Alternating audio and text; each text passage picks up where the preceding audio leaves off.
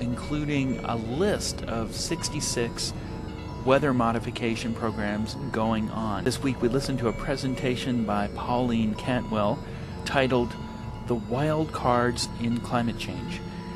Cantwell focused on climate change issues not being discussed in the mainstream media, including the history of manipulation of weather and climate, the economic and social impacts of weather modification, weather as a weapon, and the dangers of climate mitigation. It was a heavy spray day. Particularly the cloud cover and dumping iron filings in the ocean. So, the first quote I want to use is from Secretary of Defense William Cohen, 1997, at a conference in Athens, Georgia, on terrorism. Others are engaging even in eco-terrorism, whereby they can alter the climate, set off volcanoes, earthquakes, remotely through the use of electromagnetic waves. It's real, and therefore we must intensify our efforts.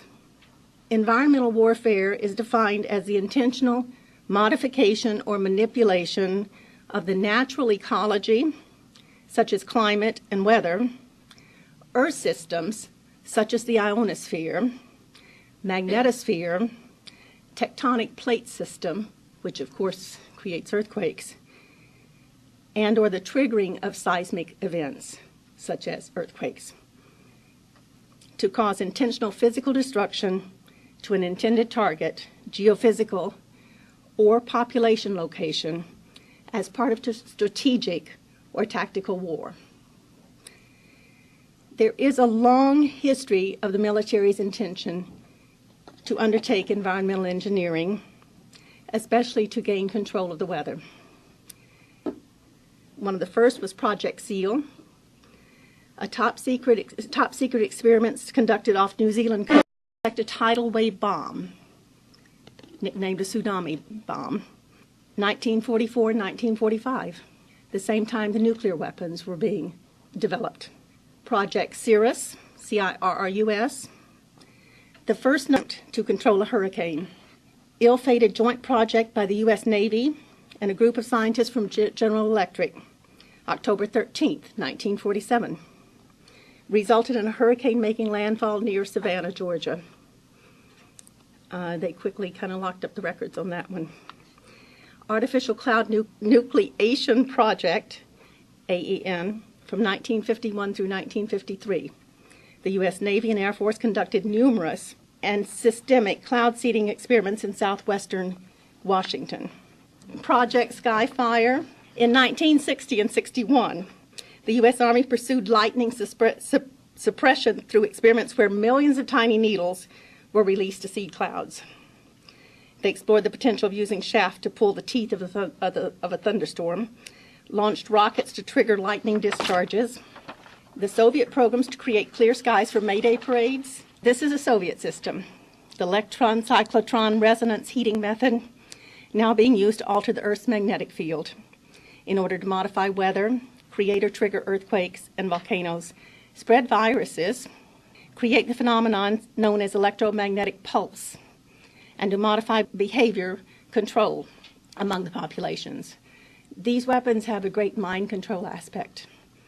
They can project sounds in people's heads, which are now being commercialized. There's an advertising company using it in New York right now. Project Woodpecker. So they have many, many aspects, but for today we will concentrate on the weather aspects. This Russian system was turned on July 4th, 1976, our bicentennial. The Russians had made advances in inventing the all-important jet stream that sweeps across Siberia to set global wind patterns. This system is named for the hammering sound that it makes on shortwave radio. So every shortwave radio operator in the world knows what woodpecker is when you talk about it. So when the Russians turn on their system, you can hear it. It's in the 3 to 30 megahertz range that it's heard. By using explosive devices in the jet stream, scientists are trying to make it dip and rise in a wave that could replace the frigid Siberian winters with milder air from the south. Now notice this started in 1976. The Russians started working with Nikola Tesla, who lived in New York City. He was Serbian. He set off many earthquakes small earthquakes in New York City, He built a tower on Long Island. He said he could get energy free from the earth and transmit it without power lines. And he did work with the Russians. The English and Americans refused to work with him. He developed a weapon that he said he could knock down planes 200 miles out from a coastline, basically the curvature of the earth. And he thought it was a weapon to end all war. So to go along with the woodpecker system, you have the woodpecker grid, which is basically just a grid that can be placed over the earth. And then they can channel these longitudinal wave, EM waves. They provide a channel for the LW waves to any point on Earth. And then computers use the information to hone down the aiming of these waves. Then Project Storm Fury was hurricane modification in the U.S. 1962 through 83. Artificial stimulation of convection outside the eye wall through seeding with silver iodide. Modification attempted on 4 hurricanes on 8 different days with inconclusive results. Project Whitetop. Cloud seeding experiment performed over West Plains, Missouri, over 5 summers. Project Faultless. The United States set off a nuclear weapon on a fault line deep in the vast Nevada desert in 1968 to see if they could induce an earthquake. And indeed, they did get one. That was our weather operation to muddy up the Ho Chi Minh Trail in Vietnam. It is cited as a reason for INMOD legislation being negotiated at the United Nations, which I will talk about later. Project Cloverleaf. This was CIA-led, one of the initial aerosolized heavy metal particulate operations, mid-1990s. The U.S. DoD operations soon followed as the U.S. Air Force became embedded in the overall expansion of significant global warming mitigation strategies in the form of weather modification and geoengineering practices. And this can be detailed in Weather as a Force Multiplier, Owning the Weather in 2025.